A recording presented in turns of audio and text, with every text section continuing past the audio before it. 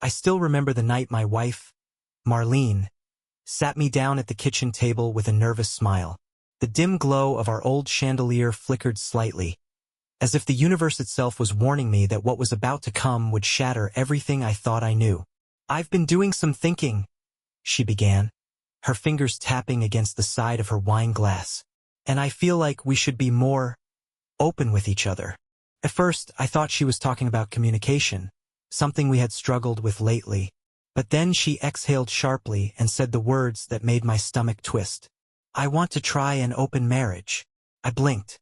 I could feel my heartbeat in my throat. Marlene had always been an independent woman, but this was out of nowhere. We had been married for 8 years. Sure, things had settled into routine, but wasn't that normal? Hadn't we built a life together? "Are you serious?" I asked, half laughing, half hoping this was some kind of weird joke. Her expression didn't change. She was dead serious. "It's just something I've been thinking about. I feel like we got married too young and I never really explored. I love you, but I don't want to grow old wondering what I missed out on." My hands clenched into fists under the table. "She loves me." But the conversation spiraled from there. She was careful, cautious in her wording, assuring me that this wasn't about replacing me, but about enhancing our marriage. She wanted freedom. She wanted to see other people but still come home to me. Like I was supposed to be okay with that. And maybe I should have walked away right then. Maybe I should have told her no and let that be the end of it. But something inside me snapped. Some dark curiosity. Some bitter acceptance. If she wanted to open the door, I was going to walk through it. "Fine," I said after a long silence. "If that's what you want, let's do it." I didn't raise my voice. I didn't argue. I simply agreed. And the way her face lit up with relief made my stomach churn. She had expected me to fight. Maybe she had wanted me to beg. But I didn't. Instead, I made a decision that would change everything. The moment I agreed, I saw the shift in her. She had gotten what she wanted. Over the next few weeks, she became more distant but weirdly happier. Like a weight had been lifted off her shoulders. And then I did something she didn't expect. I didn't go out looking for some stranger. I didn't scroll through dating apps or seek out a fling. I turned my attention to the one person Marlene would never have considered a threat. Her younger sister, Evelyn. If I'm being honest, I never planned for things to go this way. When Marlene first suggested the open marriage, I was disgusted, furious even, but a part of me wanted to play it cool. If she wanted to explore, fine. I would too. I had no intention of sitting at home while she was out meeting God knows who. I didn't want to be the fool, the guy who waits around hoping his wife will eventually come back to him. At first, I didn't know what my next move should be. Should I go on dating apps? Find someone at work? The idea of throwing myself into the dating scene after being married for years felt exhausting.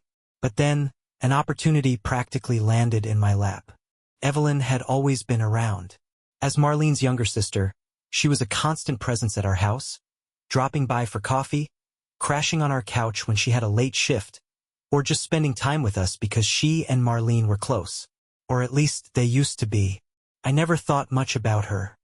She was just family. Someone I'd known for years. Someone I never saw that way. But after Marlene's revelation, something changed in me. It was like a switch flipped. I started noticing things I hadn't before. The way Evelyn's laugh was lighter, freer than Marlene's. The way she actually listened when I talked, unlike my wife who had started checking out of our conversations months ago. The way her eyes lingered on me just a little too long when she thought I wasn't looking. It wasn't immediate, but it was inevitable. One night, Marlene was out with a friend. She hadn't even tried to hide it. She got dressed up in a way she hadn't for me in years, spritzed on expensive perfume, and gave me a half-hearted, "Don't wait up." I watched her leave without a word, my hands gripping the armrests of my chair so tightly my knuckles turned white. An hour later, Evelyn knocked on the door. She had been planning to stay over because of some early morning thing she had in the city. Marlene had told her it was fine. Of course she did. My wife wasn't worried about leaving me alone. She thought she had full control of the situation. That night, everything shifted. Evelyn and I sat on the couch, a movie playing in the background that neither of us were really watching. I could feel her eyes on me, and for the first time, I let myself hold her gaze. I let the silence between us stretch, thick with something unspoken. She was the first to break it. "You okay?" she asked, her voice softer than usual. "Yeah," I lied. She tilted her head, studying me. "Marlene told me about everything." I swallowed hard. I should have been angry that my wife had shared something so personal with her sister, but at the same time I was grateful. It meant I didn't have to pretend. It meant Evelyn already knew the mess I was stuck in. "And?" I asked, forcing a smirk, trying to play it off like I didn't care. "And I think she's making a mistake." That was all it took. It started with conversation, then a drink, then another, then laughter that felt real for the first time in months. And then, before I could even process what was happening, Evelyn was leaning in, and I wasn't stopping her. When our lips met, I should have pulled away. I should have thought about the consequences, about Marlene, about the sheer insanity of what I was doing. But I didn't, because for the first time in a long time I felt wanted. And I wasn't about to let that go. The moment our lips touched, it was like something inside me shattered and rebuilt itself in the same breath. I had spent months feeling like a shadow in my own marriage, watching Marlene drift further and further away while I stood there, helpless to stop it. But this was different. This was real. Evelyn's lips were warm, soft, hesitant at first, but when she felt me respond, she deepened the kiss like she had been waiting for this moment just as much as I had. And maybe she had, but as quickly as it started, reality slammed into me like a freight train. I pulled back, running a hand through my hair, my mind racing with 1,000 thoughts. What the hell am I doing? I looked at Evelyn, expecting to see regret in her eyes, but all I saw was understanding. She wasn't apologizing. She wasn't running. She was just there watching me, waiting. "I shouldn't have done that," I muttered, shaking my head. "Why?" she asked, her voice barely above a whisper. I opened my mouth, but no words came out. "Why? Because of Marlene?" The same Marlene who was probably in some stranger's arms right now, pretending our marriage was still intact while she indulged in her little experiment? Because of morality? The same morality that had been thrown out the window the moment she suggested an open marriage? I had nothing, no real reason, just the ghost of the man I used to be, clinging to an idea that no longer existed. Evelyn leaned back against the couch, pulling her legs up beneath her. "You're allowed to be happy, you know," she said, watching me with those sharp, perceptive eyes of hers. "You don't have to keep punishing yourself." I laughed bitterly. Is that what this looks like? Self-punishment? I don't know.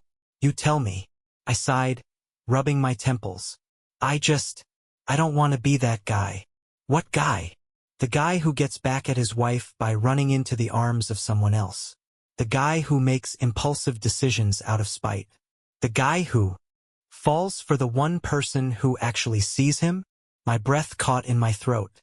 She had me there. The truth was, I didn't want revenge. I wasn't looking for payback. If that was all this was, I could have picked up my phone, downloaded an app, and found someone within minutes. But I hadn't, because deep down it wasn't about Marlene anymore. It was about me, about what I wanted, about what I deserved. And what scared me the most was that I was starting to realize maybe, just maybe, I deserved this. So I did something I never thought I'd do. I let go. I leaned in again, slower this time, giving her the chance to pull away. But she didn't. She met me halfway, her fingers curling into my shirt as she kissed me again. And this time, I didn't stop. We didn't talk about Marlene. We didn't talk about what this meant or where it was heading. We didn't talk at all. For one night, I let myself feel something other than anger, other than resentment, other than loss. And for the first time in a long, long time, I felt whole. But the universe has a funny way of reminding you that happiness is never that simple. Because just as Evelyn and I were sitting there, lost in a world that didn't belong to us, my phone buzzed on the table. And when I glanced at the screen, my stomach dropped. It was Marlene, and she was coming home early. The moment my phone lit up with Marlene's name, the air in the room changed. My heart pounded in my chest as if trying to escape the inevitable disaster barreling toward me. My first instinct was to ignore it, to pretend, even just for a few more hours, that none of this was happening. That Evelyn and I existed in a bubble, untouched by the outside world. But reality had a way of creeping in when you least expected it. Evelyn saw my face pale as I stared at the screen, and for the first time that night, I saw hesitation flicker in her eyes. "Is that her?" she asked, already knowing the answer. I nodded, swallowing hard. "She's coming home early." The words hung between us, heavy and unspoken. Evelyn pulled away slightly, tucking a loose strand of hair behind her ear as she exhaled slowly. "Do you want me to leave?" That question hit harder than I expected. It should have been simple. The obvious answer should have been yes, she should go and we should pretend nothing ever happened. But the problem was I didn't want to pretend. I didn't want to go back to being the husband waiting at home while my wife treated our marriage like a game. I didn't want to return to that hollow version of myself who accepted whatever scraps of love Marlene decided to throw my way. And I sure as hell didn't want Evelyn to leave. But what choice did I have? I forced a small, reluctant smile and nodded. "Yeah, it's probably for the best." She hesitated for a second, studying me like she was searching for something, some hint of what I was really thinking. And then, with a slow nod, she stood up and smoothed out her sweater. "All right," she said quietly. "I'll go." I walked her to the door, my hands itching to reach for her, to stop her, to do something. But instead, I shoved them into my pockets and bit the inside of my cheek until the words I wanted to say dissolved on my tongue. She paused in the doorway, glancing back at me one last time. "This isn't over, you know?" I let out a short, dry laugh.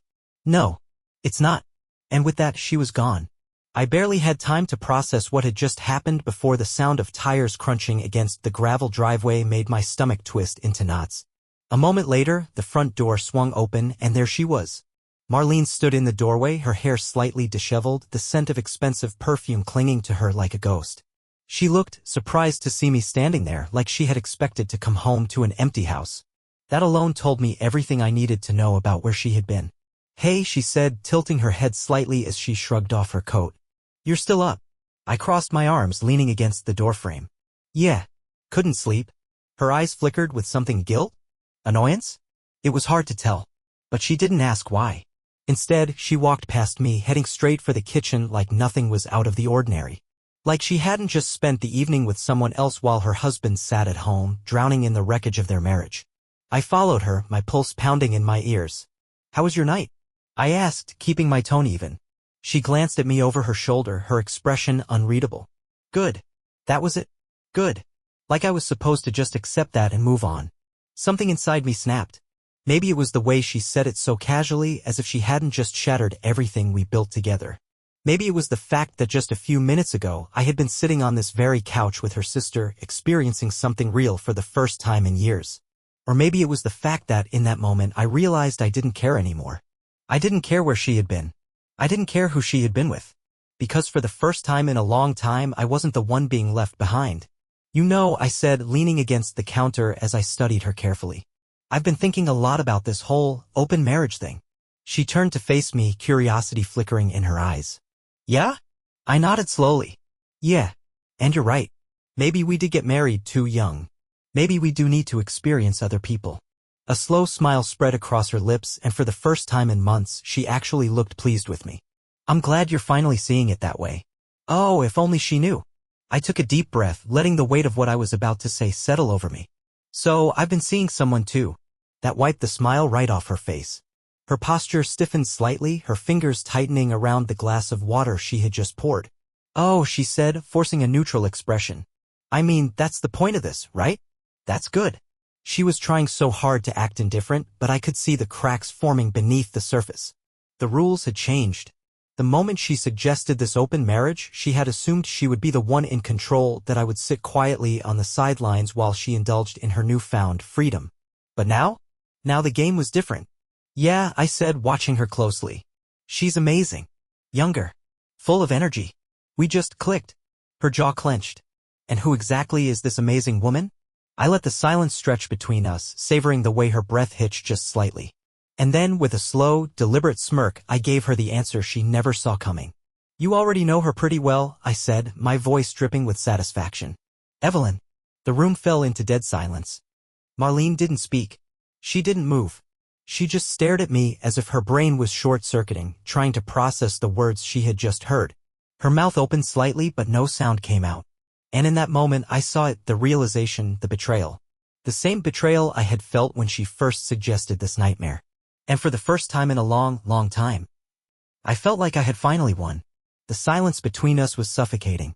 Marlene's expression went from confusion to horror in a matter of seconds, her lips parting as if to say something, but no words came.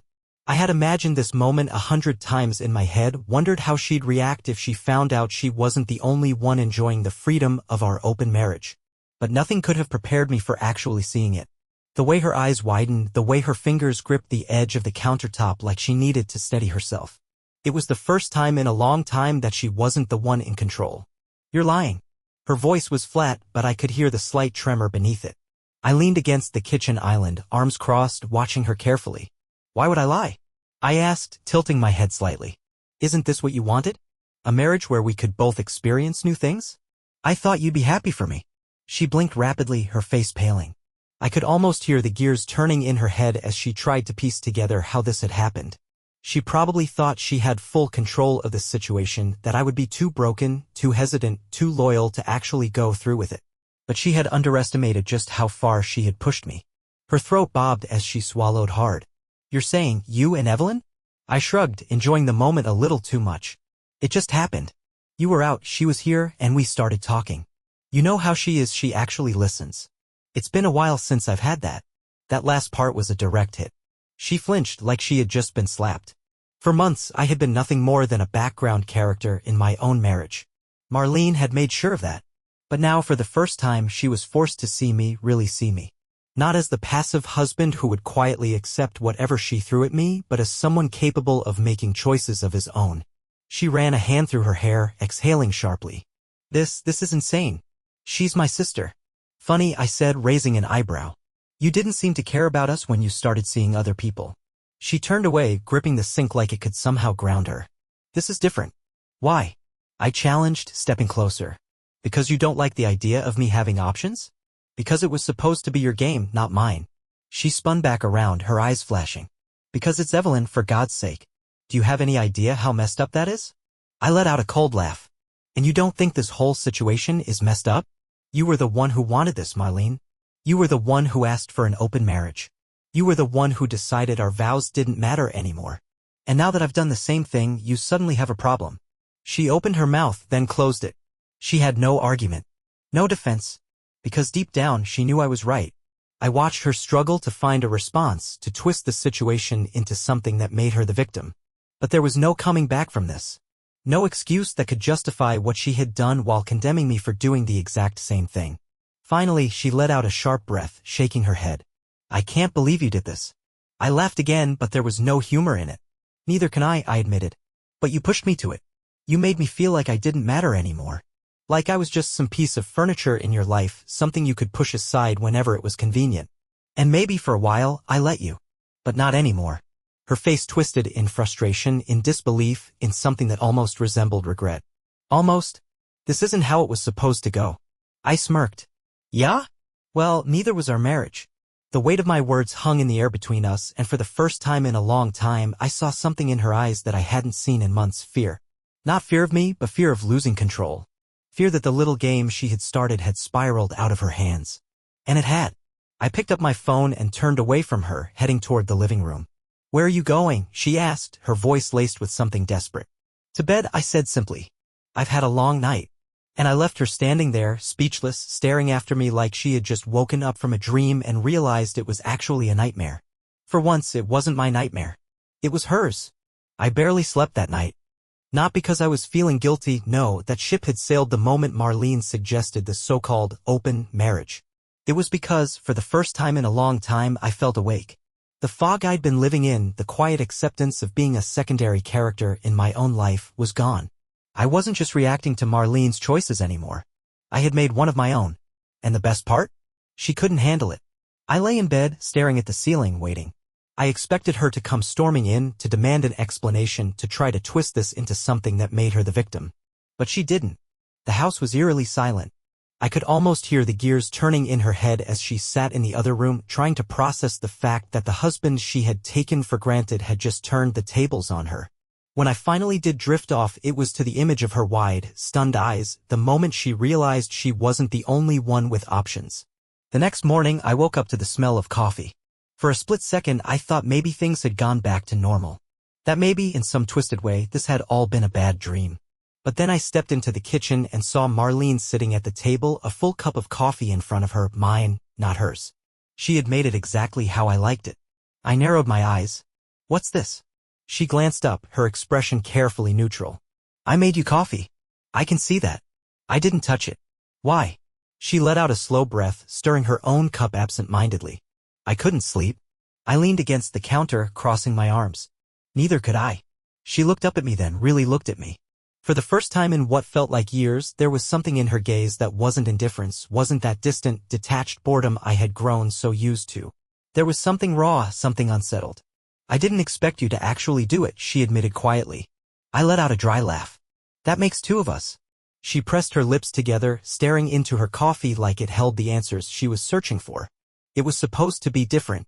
I raised an eyebrow. Different how? I don't know, she muttered. I thought it would bring us closer. I thought we'd come back to each other in the end. That was rich? I almost laughed again, but there was something in her voice, something almost desperate. You thought sleeping with other people would somehow fix our marriage? She flinched at my bluntness. I thought it would remind us why we chose each other in the first place. I shook my head, exhaling slowly. Marlene, that's not how it works. You don't throw away loyalty and expect love to just come back on its own. She finally met my gaze again, and for the first time in forever I saw it, the regret. It was faint, buried beneath layers of denial, but it was there. How long has it been going on? She asked suddenly. I tilted my head. What? You and Evelyn, she clarified, her voice tight. How long? I could have lied. I could have twisted the knife deeper. But I didn't need to. The truth was enough. Last night. Her eyes widened slightly, but she masked it quickly. Just once. I nodded. Just once. She let out a slow breath, nodding to herself as if trying to make sense of it. And was it? She trailed off, unable to finish the sentence. I knew what she was asking. Did it mean anything? Was it just revenge? Was it just a heat-of-the-moment decision? But the answer wasn't simple. I don't know, I admitted. Maybe. Maybe not. But I do know one thing. She swallowed hard. What's that? I stared at her for a long moment, then said the one thing that would shake her to her core. I don't think I love you anymore. The words hung in the air between us, heavy and irreversible. Her breath hitched. For the first time since this whole mess started, she looked genuinely scared. You don't mean that, she whispered. I sighed. Maybe I do. Maybe I don't. But you were willing to risk our marriage for this, for some experiment. And now you're upset that I played by the same rules. She shook her head quickly. That's not, I never thought. You never thought I'd actually do it. I finished for her, nodding slowly. Yeah. I figured that out last night. The silence stretched between us again, but this time it wasn't the same. This wasn't the cold, distant silence we had gotten used to. This was something else entirely. Marlene set her cup down with shaking hands. So, what happens now? That was the million-dollar question, wasn't it? And the scary part was I didn't know the answer. Not yet. But for the first time in a long time I was ready to find out. Marlene's question hung in the air between us, heavy and suffocating. So, what happens now? For the first time in years, I was the one holding the cards. The one with the power. And the look in her eyes told me she knew it. She wasn't used to this, to being uncertain, to losing. She had been so sure of herself when she first brought up the open marriage, so confident that she had me figured out. She thought I would wait for her, that I would be the safety net she could always fall back on while she had her fun. But now she wasn't so sure anymore. I took my time answering, letting the silence stretch, watching as she shifted uncomfortably in her seat. I don't know, Marlene, I finally said, running a hand through my hair. You tell me. You were the one who wanted this. She opened her mouth, then closed it, her fingers tightening around her coffee cup. I didn't think it would turn out like this. I let out a cold chuckle. No? What exactly did you think would happen? That you'd get to sleep with whoever you wanted while I just sat here, smiling and waiting for you to come home. Her jaw clenched. That's not fair. I raised an eyebrow. Fair? Marlene, nothing about this has been fair. You changed the rules of our marriage without asking me how I felt about it. You didn't care how I felt about it. And now that I've done the same thing, you suddenly want to talk about fairness. She looked away, guilt flashing across her face. I wasn't letting her off that easily. Did you even stop to think about what this would do to me? Or was I just convenient? Someone to come home to when you were done having your fun? She flinched at that. It wasn't like that. Then what was it like? I demanded. Her hands trembled slightly as she set her cup down, staring at it like it held all the answers she suddenly didn't have. I was scared, she admitted finally. Scared that we had become too routine. That we were just going through the motions. I didn't want to wake up one day and realize I had wasted my life. I laughed bitterly. And what about me, Marlene? Did you ever stop to think that maybe I felt the same way? That maybe I was scared of losing us? But instead of talking to me, instead of trying, you decided the solution was to break everything apart. She exhaled sharply, shaking her head. I thought it would make us stronger. That hit me harder than I expected. Because for a split second I saw the truth in her eyes, the fear, the regret, the realization that she had made a mistake she couldn't take back. But it was too late. I leaned against the counter, crossing my arms. And now? Do you still think that? She didn't answer. I sighed, running a hand over my face. Marlene, I don't know if I can do this anymore. Her head snapped up, panic flashing across her face. Wait, what does that mean? I took a deep breath, steadying myself. It means I don't know if I can be with someone who saw our marriage as an experiment. Someone who was willing to risk everything because she got bored. Her breath hitched. You're saying you want to leave me? I don't know, I admitted. But I know one thing, I can't go back to the way things were. And I don't think you can either. Tears welled in her eyes, but she blinked them away quickly as if refusing to let herself break in front of me. So what do you want? I shook my head slowly. I wanted us, Marlene. But I don't think us exists anymore. She sucked in a sharp breath, her hands gripping the edge of the table like she needed something to hold onto. I can fix this, she said suddenly, her voice cracking. I'll end it. The open marriage, the other people, everything. I'll stop. I studied her carefully, searching for something, some proof that she actually meant it. And maybe she did. Maybe she really was ready to throw it all away to keep me. But the problem was I didn't know if that was enough anymore. Because I had already stepped into something new. And I wasn't sure I wanted to step back. I exhaled, rubbing my temples. It's not that simple. Her eyes widened. It is that simple. I made a mistake. I see that now. I don't want to lose you. I let out a slow breath. And I don't want to be someone's second choice. Silence. Pure, suffocating silence. Marlene's face crumbled, her composure finally breaking. She opened her mouth like she wanted to say something, but no words came. And for the first time I realized maybe she didn't have any left. Maybe there was nothing left to say. I turned away before she could see the emotions flickering across my own face. Before she could see that I wasn't as unaffected as I pretended to be. I need time, I said quietly, to figure out what I want. Her voice was barely a whisper. And Evelyn? I hesitated. I hadn't figured that part out yet. But one thing was clear, I couldn't ignore what had happened between us. What was still happening between us? I don't know, I said honestly. She sucked in a sharp breath, nodding stiffly. Okay. But we both knew okay was a lie. Nothing about this was okay. And it never would be again. The silence stretched between us, heavy and unrelenting. Marlene sat there, her hands gripping the edge of the table, her face pale, her eyes darting over mine as if she were searching for something, some sign that I would change my mind, that I would say just kidding, that I would laugh and pretend none of this had happened. But I wasn't that man anymore. For years I had been the one to compromise, the one to hold on, the one to make things work. And where had it gotten me? I had allowed myself to become an afterthought in my own marriage, a placeholder for someone who wanted more without ever stopping to appreciate what she already had. I wasn't going to be that man anymore. I let out a slow, measured breath. I've made my decision, I said finally, my voice calm but firm. I'm done, Marlene. Her whole body tensed like she had been hit with a physical blow. You're leaving me? I nodded. Yeah, I am. She shook her head rapidly, her breath coming in short, panicked gasps. No, wait. We can fix this. We can go to therapy. We can. I raised a hand, stopping her. Marlene, it's not just about what you want anymore.